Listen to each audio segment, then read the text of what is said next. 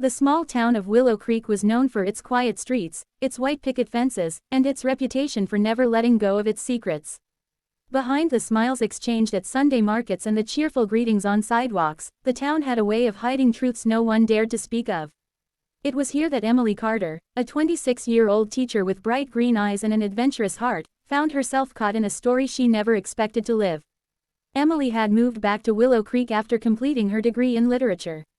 Her dream had always been to teach high school English, to inspire students with the same words that once lit sparks in her own heart.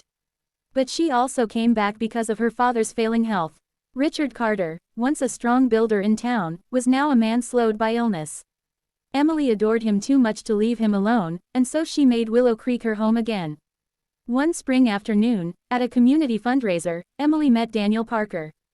Daniel was everything people whispered about when they talked of charm: tall, with dark hair, a gentle smile, and eyes that held both kindness and a hint of danger. He was a successful architect in his mid-30s, someone who had recently returned after years of working in Chicago. The town was buzzing with his return. Some admired his achievements, others gossiped about the reason he came back. Daniel didn't offer explanations, and people filled the gaps with their own assumptions. When Emily first saw him, he was speaking with her father. She watched as Daniel's expression softened at something her father said, and then their eyes met. It wasn't dramatic, not like in the movies, but there was a pull, something in the way his glance lingered a second too long. She smiled politely, assuming that was the end of it. But fate had other plans. Over the next few weeks, Daniel began visiting their home more often. He and Richard were old friends, she learned, though her father hadn't mentioned him in years. They had grown up together, but life had taken them in different directions. Now, with Richard's health declining, Daniel came by to help, fixing things around the house, keeping him company, and sometimes staying late into the evening. Emily admired the way Daniel cared for her father. It wasn't duty, it was genuine affection. And slowly, she found herself drawn to him. At first, she told herself it was just gratitude. But late at night, when she replayed their conversations in her mind, she realized it was more. The way he listened when she spoke about her students, the way his laughter came easily when she teased him, the way he looked at her when he thought she wasn't noticing, all of it stirred something she had buried long ago, the desire for a connection that went beyond the ordinary.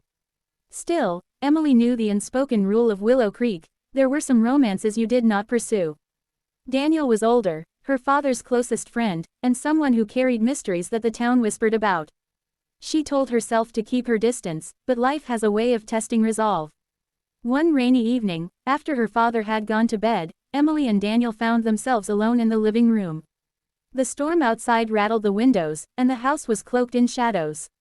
Daniel had been reading one of Richard's old journals, and when Emily came in, he smiled, holding it up. "Your dad used to write about everything, his dreams, his regrets, even as his kids. He was always the one with the bigger imagination." Emily sat beside him, her curiosity piqued. They read a few lines together, laughing at some of the stories, falling silent at others. Somewhere in the quiet, their hands brushed, and Emily felt a spark that made her breath hitch. She pulled away quickly, but not before noticing the same conflict in Daniel's eyes. "Emily," he said softly, almost like a confession, "I shouldn't be here this much. It's complicated." She knew what he meant, but she also knew what she felt.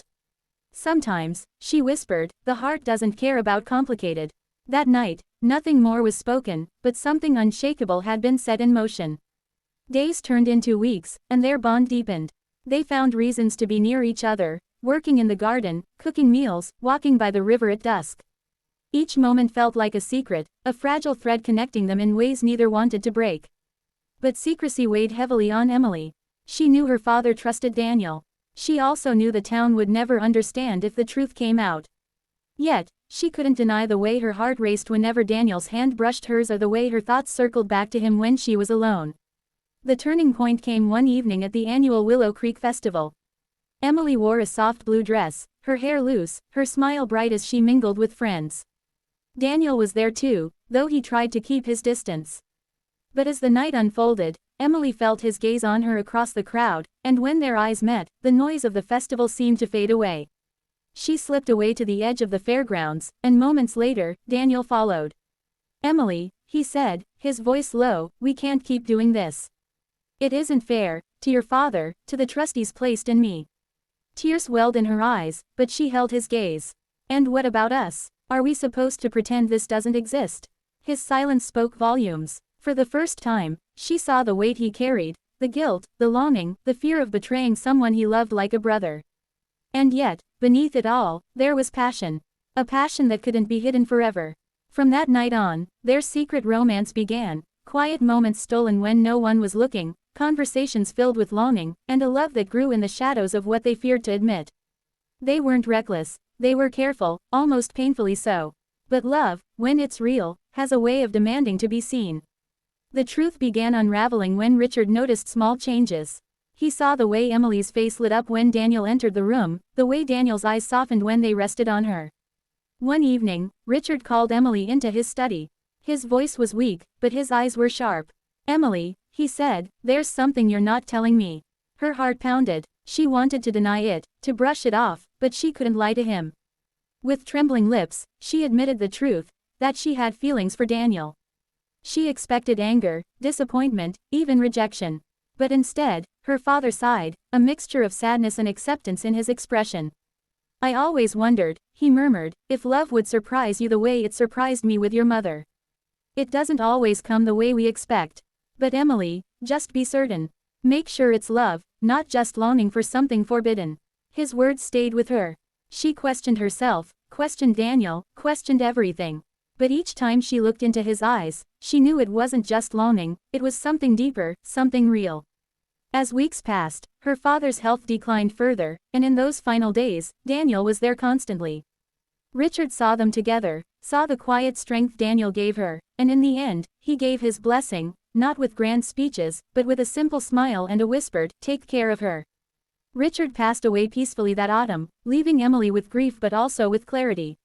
Life was too short to live in fear of what others thought. She and Daniel no longer hid in the shadows. There were whispers, of course, people talked, people judged, but they also saw the truth in their love, a truth that no rumor could erase. Their journey was not easy. They had to navigate grief, gossip, and the complexities of their past. But through it all, their bond only grew stronger.